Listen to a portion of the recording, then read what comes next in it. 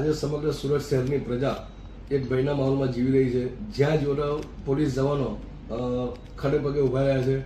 મને એવું લાગે છે કે સરકાર કોઈના કોઈ બાને પૈસા ઉઘરાવવા માટે નીટ નવા કાયદા બહાર પાડીને પોલીસ આગળ ધરીને પ્રજા પાસે પૈસા ઉઘરાવવાનું કામ કરી રહી છે.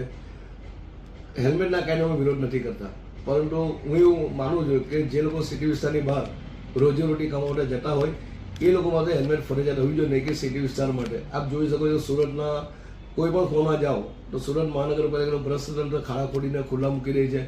બીજી બાજુ મેટ્રોનું કામ સમગ્ર સુરત શહેરમાં ચાલી રહ્યું, આખા શહેરમાં ટ્રાફિકની સમસ્યા ઉદ્ભવી રહી છે. ત્યારે હું એવું માનું છું કે 30-40થી વધુ સ્પીડથી કોઈ વાહન આ સુરતમાં ચાલતું નથી.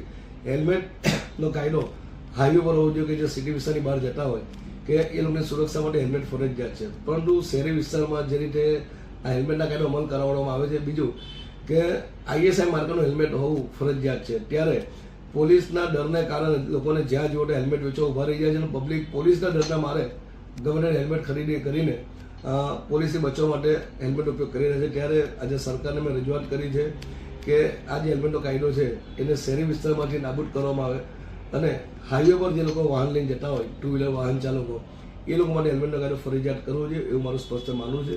અને આજે મેં રાજ્યના મુખ્યમંત્રી અને સુરતના પોલીસ કમિશનરને રજૂઆત કરી છે કે આમાં થોડી છૂટછાટ શહેરી વિસ્તારમાં આપવી જોઈએ.